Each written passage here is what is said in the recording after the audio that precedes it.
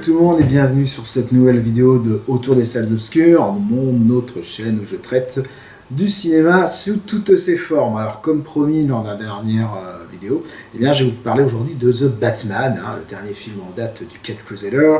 Et autant dire que si j'ai aimé le film, il y a trois aspects qui m'ont quelque peu gêné. Et donc j'ai donc commencé par les points négatifs. Avant toute chose, bon, je tiens à m'excuser, c'est vrai que cette chronique a mis un peu de temps à venir, bon, c'est vrai que j'étais pas mal pris ces dernières semaines, mais les prochaines arriveront un peu plus vite. Voilà, donc les points négatifs. Alors le premier aspect, c'est en fait le plus mineur, c'est le fait que la Warner ait décidé de ne pas inclure The Batman dans son univers étendu, celui qui avait été mis en place par Zack Snyder. Bon, ça ajoute encore un peu plus de confusion, je trouve, au MCU.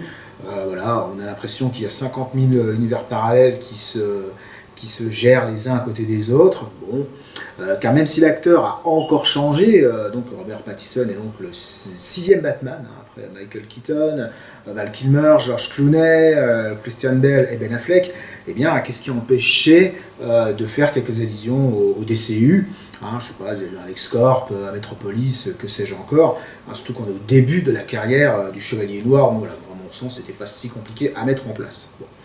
Et comme on sait que The Batman va connaître une séquelle, voire même deux, on parle déjà de trilogie, et est-ce que la Warner va-t-elle continuer à mettre en parallèle toutes les versions du personnage? Bon, le plus ironique, c'est d'apprendre que la Warner cherche désormais un Kevin Feige. Kevin Feige, c'est le type qui chapeaute tout l'univers Marvel, alors que l'on avait déjà un à la personne de Zack Snyder. Deuxième aspect, moi, qui est plus dérangeant quand même, c'est la longueur du film. Très rare que je regarde ma montre au cinéma, mais là je l'ai fait à plusieurs reprises, c'est jamais bon signe. The Batman dure presque 3 heures, c'est pas un souci quand ça justifie, mais là ici il y a certains passages qui tirent très clairement à la ligne, notamment tout ce qui touche à l'enquête policière, à la traque du Sphinx, et puis également les doutes de Bruce Wayne par rapport à sa mission, par rapport à ses parents, et ainsi de suite. Tout y est un peu trop souligné, on se prend à espérer quand même que l'histoire s'accélère, ce qui n'arrivera vraiment que dans la troisième partie. En plus, il y a pas mal de fausses pistes que je trouve un petit peu artificielles, le script ralentit trop souvent, donc ça rajoute vraiment dans cette impression de surplace. Et si on prend comme contre-exemple plutôt les films de Nolan, ils étaient également longs, mais le script et l'histoire faisaient qu'on ne s'ennuyait à aucun moment. Là, on a l'impression que le temps se délite en point de devenir pénible. Enfin, le troisième aspect négatif, à mon sens, c'est le côté sombre. Alors attention, pas sombre de l'histoire, mais sombre de l'image. Que le film soit sombre dans son propos, c'est logique, ça reprend de toute façon les codes de la trilogie de Nolan ou les deux premiers films de Tim Burton. Donc je passe sur les versions de Schumacher, qui étaient très inspirées de la version pop et colorée des années 60. Bon, de toute façon, Batman, c'est pas un héros extrêmement positif, ses origines se plongent dans le drame avec le meurtre de ses parents, et ainsi de suite. Mais pourquoi vouloir filmer la majeure partie du film en oubliant d'allumer l'éclairage? Franchement, il y a certaines scènes, elles sont totalement illisibles, elles sont juste éclairées, par exemple, par des coups de feu, autre chose comme ça. La poursuite avec la Batmobile, qui aurait pu être fabuleuse, pareil, on voit pas grand-chose, on comprend pas grand-chose, le montage en plus c'est à la serpe.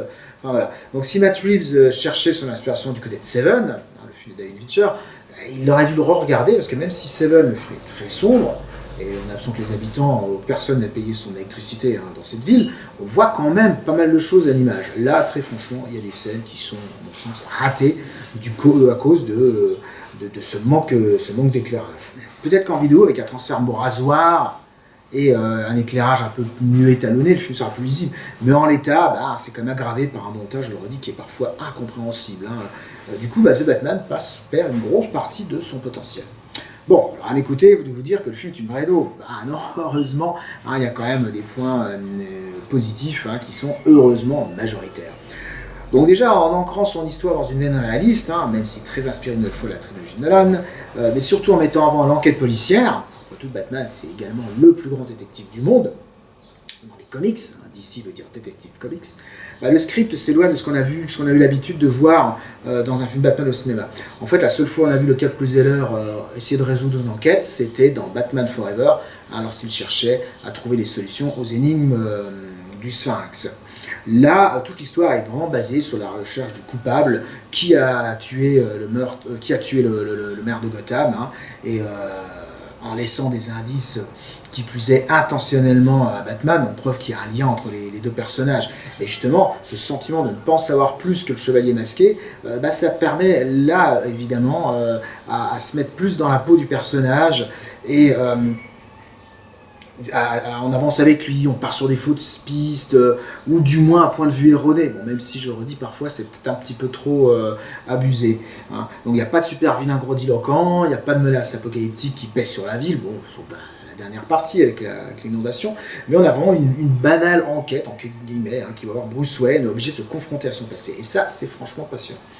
Le deuxième point, c'est l'interprétation de haute volée. Alors, on peut avoir des doutes sur Robert Pattinson, hein, le Bellâtre, si j'ose dire, de Twilight, mais bon, voilà, si on l'a vu dans Tenet, dans Lighthouse, ou L'eau pour les éléphants, force est de constater que voilà, c'est un excellent acteur, et que là, il joue vraiment à la perfection. Un Batman en début de carrière, hein, un Batman qui est encore hésitant sur sa mission, qui est toujours traumatisé par le meurtre de ses parents, qui se demande si la vengeance va vraiment l'apaiser, qui n'est pas soutenu par son entourage, voilà. Donc le film repose en grande partie sur ses épaules, et il assume totalement le rôle. Voilà. Donc Paul Dano est également excellent en Sphinx, hein, tout en ambiguïté, ses motivations sont franchement flippantes, son mode opératoire voilà, est très inquiétant, voilà. Ça met le personnage met vraiment mal à l'aise, hein. Pourtant il n'y a pas de grimace, il n'y a pas de choses comme ça. Alors Zoé Kravitz est une très bonne Catwoman, hein, même si évidemment elle ne fait pas oublier la version de Michelle Pfeiffer, hein, dans Batman le défi. Hein. Et puis, il pareil pour Colin Farrell, alors là il joue un excellent pingouin, là aussi très éloigné de Danny DeVito, hein, toujours dans le film de Tim Burton. Hein, voilà. Alors c'est vrai que le maquillage aide énormément, mais on sent le personnage dangereux, hein, on le verrait bien voilà, dans un film de Scorsese, hein, comme Les Affranchis. Bon, ça faisait un bail que l'acteur n'avait pas fait une aussi bonne performance. Voilà. Un autre gangster qui est mémorable, c'est John Turturro, hein, qui a parfait Carmine Falcone. Hein. Voilà, il y a des liens avec la famille qui sont vraiment très bien faits, très bien tenus. Voilà. De toute façon, comme dans tout film d'ici moderne et comme dans la plupart des Batman, que ce soit dans les comics, j'en ai quelques-uns derrière moi, ou dans les métrages, dans les dessins animés, personne n'est jamais blanc ou noir hein, dans Batman. C'est ce qui fait d'ailleurs tout l'intérêt du personnage. Donc le reste du casting est à l'avenant, hein, évidemment, bon, année 2020 oblige, bon, il est multiculturel, hein, à l'image de la société américaine. Bon, il paraît que certaines personnes se sont offusquées de voir un commissaire Gordon noir. Mais bon, voilà, il est important que ces seconds rôles servent les films et l'histoire. Petite surprise, on trouve Andy Serkis en Alfred, un Alfred bien plus badass que celui qu'on avait l'habitude de voir, hein, surtout quand c'est Michael Koff ou Michael Caine qui l'incarnait. Enfin, le troisième point qui fait de The Batman un bon film de super-héros, c'est bel et bien son troisième acte. Alors je ne sais pas quand a été écrit le scénario, mais la scène où les émules du Sphinx tentent d'assassiner la candidate à la mairie alors que Gotham est submergé par une inondation dantesque, ça rappelle quelque peu ce qui s'est passé au Capitole hein, début 2021 hein, aux États-Unis. Bon, même s'il y a de nombreuses zones d'ombre qui subsistent. Alors on peut y voir des fanatiques tenter de renverser une certaine idée de la démocratie. Et c'est dans ces moments dangereux hein, que Batman va enfin s'imposer comme le héros et non comme une ombre inquiétante. Car dans les premiers moments du film, eh bien Batman, on sent, il fait peur évidemment aux gangsters, aux truands de toute la ville, mais également aux habitants hein, qui voient en lui une espèce de vigilante finalement à peine moins dangereux que tous les truands qui gangrènent la ville. Hein, une des premières scènes du film, qui est une des meilleures également, eh bien on voit voilà, un homme à qui Batman vient de sauver la vie et en fait qui a peur, qui a dit à Batman ne me faites pas de mal. Une autre scène aussi qui montre bien l'ambiguïté des relations de Batman avec la ville de Gotham, eh bien c'est quand il est prisonnier du commissariat de police. Hein. Il doit son salut qu'au commissaire Gordon, c'est le seul qui croit en lui, mais on voit bien que la police de Gotham voit en lui un type tout aussi dangereux que le pingouin ou que Falcon. Voilà. Et ce troisième acte est d'autant plus intéressant que Matt Reeves se débarrasse enfin de ces tics de mise en scène qui sont présents dans les deux premiers tiers du film. on y voit quelque chose, le montage est beaucoup plus lisible et l'action se fait vraiment imposante. Alors le renfort de Catwoman se justifie à ce moment-là, bon, même si son départ à la fin bon, est un petit peu téléphoné. Les scènes vont se faire enfin plus bigger than life, et la conclusion qui voit le Sphinx échanger quelque part avec un autre prisonnier, que l'on devine être le Joker, montre que la Warner a évidemment pensé le film comme un nouveau départ. Voilà, comme je l'ai dit, une trilogie vient d'être annoncée. En fait, dans ce dernier acte, Batman va enfin conquérir en partie la reconnaissance de Gotham. Il va enfin montrer qu'il n'est pas juste une sorte de vigilante voilà, qui fait sa justice soi-même dans les rues en utilisant des méthodes qui finalement ne sont pas meilleures que celles des types qu'il tabasse. Voilà. Donc The Batman, donc, à mon avis, alors c'est pas le chef-d'œuvre que certains décrivent, que je suis sur un forum. Il est un peu trop long, il est parfois confus, un script qui patine par moments, qui cherche trop à perdre le spectateur, il est mal éclairé, il est parfois monté à la serpe. Mais il se rattrape par une interprétation au top, une volonté de souligner des autres versions du personnage, et au final, le film emporte l'adhésion. Gageons que les suites à venir sauront gommer ces quelques défauts. Reste à savoir si Matt Reeves va rester dans cette veine réaliste, ou est-ce qu'il va ajouter un peu plus de fantaisie, un peu de gadget à son personnage. Voilà. Donc en état, donc, The Batman est donc un bon film super-héros, je le répète, qui même s'il n'égale pas la trilogie de Nolan, peut vraiment s'avérer une excellente pièce du DCU. Maintenant, il reste à espérer que la Warner ne fera pas n'importe quoi avec ce personnage, elle l'a déjà fait plusieurs fois. Le studio a quand même la fâcheuse manie de massacrer ses franchises, surtout celles qui sont issues du monde DC. Voilà, donc n'hésitez pas donc, à me dire ce que vous avez pensé de ce The Batman. Est-ce que pour vous c'est un des meilleurs films super-héros de ces dernières années, ou est-ce que c'est un film de plus? Est-ce qu'il s'intègre bien à l'univers d'ici? Qu'est-ce que vous pensez de Robert Pattinson en Batman? Est-ce qu'il est meilleur que Ben Affleck ou que Christian Bale?